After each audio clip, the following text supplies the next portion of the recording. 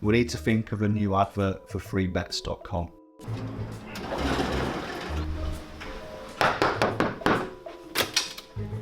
Get your best betting offers from freebets.com. Yeah, that'll do. The following deals are now live. Hey Fight fans, it's Michelle Joy Phelps with Boxing Social in partnership with freebets.com, Ready to Fight, Empire Fight Store, and Forged Irish Stout. And I'm joined now with the one and only Eddie Hearn. Eddie, welcome to Phoenix. We're back again. Great place. I mean, you were here for Bam against Sonny. Really good fight town. I actually think, I know you've got your traditional spots, New York, Vegas, etc., but I think this is a really great fight town that really understands boxing. And when you do a good show, they turn up, they buy tickets. Great atmosphere Saturday. Great fight. Really good fight. Looking forward to it. A lot of pressure on John Ryder, I would say, because for him to be able to sort of go on and get the fights that you were talking about, like against Benavidez and Plant, he's going to have to pull off a really good performance on the weekend. A lot of people are not really giving him much of a chance against Munguia. What do you have to say to that? Yeah, I think there's a lot of pressure on Munguia. You know, he obviously, I think they feel the matchmaking is very tactical from them, and it's good matchmaking because if Jaime Munguia is, you know, as good as they say he is, they'll feel confident he's the favourite. If he can beat John Ryder well, they'll think they can call out Canelo Alvarez, which obviously makes sense. But I think it's a 50-50 fight. I think John Ryder has proved himself as a world-class operator. You know, unlucky to not get the nod against Billy Joe and Callum Smith. And we saw what he did against Canelo. He lost, you know, well, but was competitive, particularly in the back end of the fight. And you saw his confidence grow. So I said to John earlier that there's no secrets in this fight. Jaime Munguia's output is excellent. You have to match him. You have to hurt him. And you have to try and win rounds. And that's difficult to do against someone that has great output. So I think Jaime Munguia is a brilliant fighter. I love watching him. But I like John's chance in this fight. And I think after the Canelo fight, when you've experienced something like that, 70,000 in Guadalajara, like you grow. And I think, you know, I think he's got a great chance. John was saying the last time I spoke to him last week, he wishes that he did have the Canelo fight just 5 years earlier, he said. It's not even that. It's just like, just different experiences going to that fight. You saw him grow in that fight. You saw like his nose was busted to pieces. He bit down on the gum shield. He probably won 2 or 3 rounds, and they all come in the back half of the fight. Like, you know, the last 4 or 5 rounds were very competitive in that fight. And he took the best that Canelo had to offer that night and soaked it up and kept firing back. So I think that you always want to be younger and fresher, but what John has now is experience and confidence at that top level. So you're up against it because you're away from home. And Munguia, like I said, is a great fighter. But I think it's a great fight. I really think it's going to be a great fight to watch. A win also could secure him a fight with Edgar Berlanga, which obviously would be easy for you to make.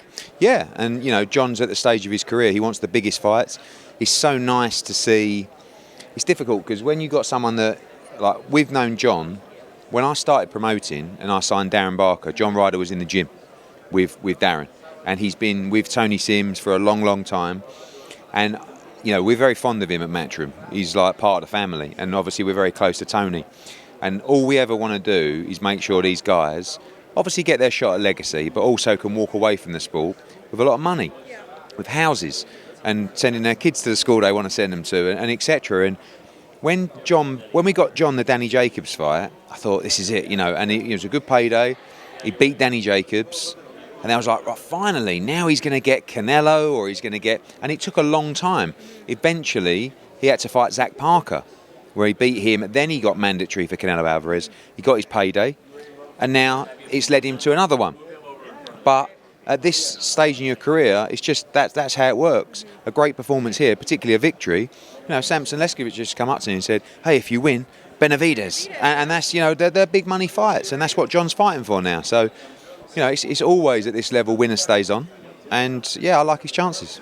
Last week I was in camp with Tony and John and Conor, and Conor is ready for all the smoke, man. Like, you could just, he is ready. Like, you could tell he's like, oh, he's been held back. He's like, I want all the names, and all the names want him too. Do you know, one that stood out to me was, I did ask him about it. I was like, you know, Teofimo was obviously looking to possibly make a fight with Terrence at 147. I was like, would you fight him? And he's like, hell yeah, you'd fight him. Conor's going to walk himself into a massive fight. I mean, he does my head in because, you know, it's been a very difficult period navigating, you know, obviously since he won his case with UKAD, the appeals coming up. You know, we feel like he's been restricted in the UK. That's another story. So then he has to come to America. You know, then we have 5 weeks till this date is here. So we go with Dobson, who's 16, 17 and 0. Talks a great game. It's going to be fireworks next week. But there's no doubt Conor Benn wants a big fight. He wants a mega fight. You know, we know it baffles me that we still can't get the Eubank fight made, but that's down to Chris Eubank Jr. You know, you got Kell Brook, you got Jaron Ennis is a monster fight for him. You got, you know, we were talking earlier this week about Stanionis. You know, Barros is a fight that he likes as well. So literally, like, there isn't a person that he wouldn't fight. So the key for Conor is keeping him active. He wants 4 this year. No, he will get 4 this year, but we've also got to get through next Saturday in Vegas. So look, he's exciting. You know, I mean, you only got to watch him on the pads. You know what he's going to bring in. That fight with Dobson will be a shootout, and I'm hoping he comes through in style, and he'll be on me. You know, and we've got to all produce. Conor's got to produce, we've got to produce. We've been through hell and back, and now the smoke is clearing, and it's time to make sure we get what we deserve. His Excellency Turki Ali Sheikh is shaking things up in boxing. Lot going on there. One of the most, I guess, fun events that's coming up is going to be you and Frank Warren, 5 versus 5. Frank said that the winner of that sort of exposes who has the better stable. What do you make to that? Do you know, it's really funny because already I had a long call with George this morning, and we're talking about the matchups, and it's like we want the best card, right? But we also want to win. So he's like suggesting some fights to me, and I'm thinking, hang on, like, you're the strong favourite in all those fights. What about, you know? And it's a brilliant concept. It really is. And actually, you know, I was in Las Vegas a couple of days ago with Maurizio Suleiman and the other promoters, and PBC were there, and Aaron was there, and they were talking about doing a similar thing. Myself and Oscar do it. Like, it works. It's a fun concept. And His Excellency, you know, Promoters will hold the belt this time. Yeah, whatever. Yeah, but it's like. He's excellent. There's a lot of people who, they're talking about His Excellency. They're talking about Turki Ali Sheikh. You know, it's like a loving where it's just thank you, His Excellency. But this guy's really unique. Like, and it's not just someone who has a big budget. This is someone that has an unbelievable passion for boxing. Like, and the depth of that knowledge, you know, is quite incredible, to the level of British title fights, you know, prospects. He knows everyone and everything. And for us, it's so exciting to sit down with him and watch him draw up his idea of how cards should look. And we're like, we could never do that. We could never put these fight cards on with the depth that they have. And he has a really obsessive passion and vision for the sport. And it's really, like, it's exciting. It's so exciting. And listen, people will say, yeah, it's the money. And yeah, of course, everyone's making a lot of money from boxing, the fighters predominantly. But it's just like what we want to do week in, week out, he has the ability to do. I know Frank mentions that possibly Joshua versus Fury, if both come out successful, to possibly headline that card. What do you make of that? Yeah, I think June 1st is going to be a fast turnaround, but that's the fight that, you know, if you want it for June 1st. Well, June 1st is obviously better be against Bivol, but you know, there's talks of whether when our one will land as well. Could it be June? Could it be back end of Riyadh season?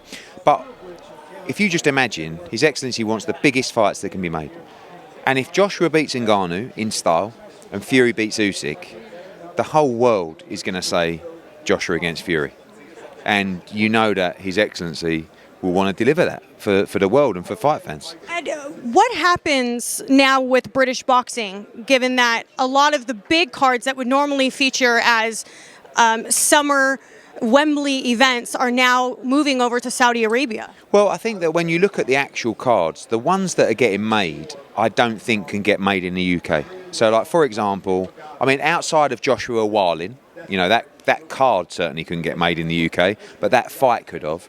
But Fury Ngannou, Joshua Ngannou, Fury Usyk, Fury AJ potentially, like, they're these fights are being able to be made in Saudi Arabia. I'm not sure they could get made in the UK.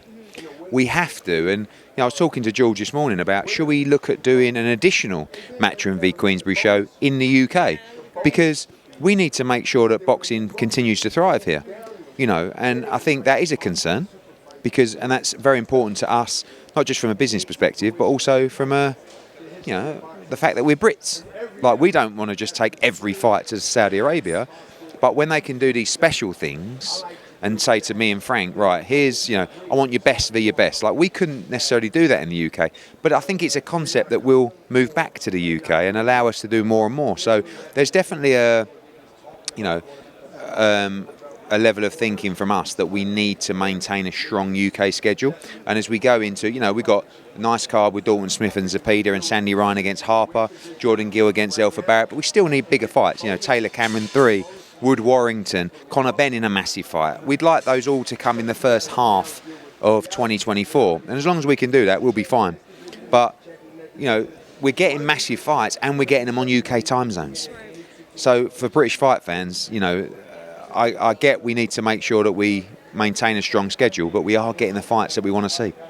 You just mentioned now some of the cards that are coming up for Matchroom. What did you make of Teofimo sort of taking a shot at you and DAZN about the budget and so forth? He's a really strange guy. Like, I mean, bear in mind, I've met Teofimo Lopez.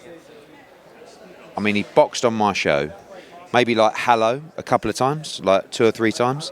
Never met the guy. He seems to be completely obsessed, and it all comes down to the fact that he lost to George Kambosos on my show. And after that show, he said, if that was a top-ranked show, I would have won that fight. That was a stitch-up from Matchroom and DAZN. They wanted me to lose. And from that moment, he's had it in his head that DAZN and Matchroom made him lose the fight against George Kambosos. I mean, and that's the only thing. So I think he needs to just focus on Jermaine Ortiz. I mean, I think he's a brilliant fighter. I can't give him enough credit. He just doesn't sell. And that's probably one of the criticisms that I've had in return to his comments, that he doesn't like either. But he's a great talent. He's a great personality. He's just, got a little bit of a, don't know the word to use really, bit of a obsession with Matchroom and DAZN. And if he's that obsessed, maybe we'll bring him on board. Lastly, I know people are waiting for you. Just a quick update on Josh Taylor, Jack Catterall. They are back at it again online. Anything new to add? I mean, I want to give Jack the opportunity to make that fight. Obviously, with the money that those guys want, it needs to be really a pay-per-view fight in the UK. I don't feel like DAZN feel that it's a pay-per-view fight in the UK, but another broadcaster might. So we're talking to Sam, and I just want Jack to get the fight. So whatever way it has to be done, hopefully we can get it made. I don't think it will land on DAZN, but who knows? We'll see what happens over the next couple of weeks. All right, Eddie Hearn, thank you so much for your time. I appreciate it, and hopefully we'll be able to, be able to catch up with you post-fight. No Thank you. problem. Bye, fight fans.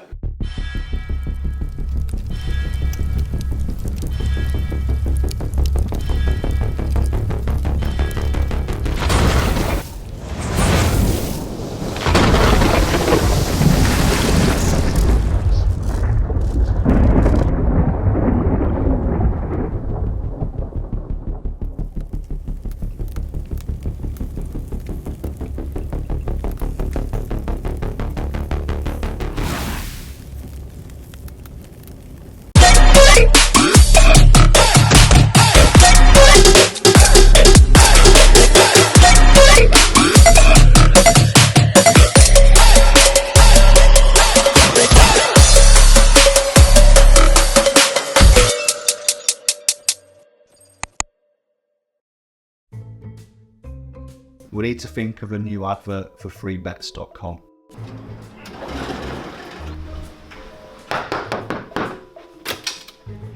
Get your best betting offers from freebets.com.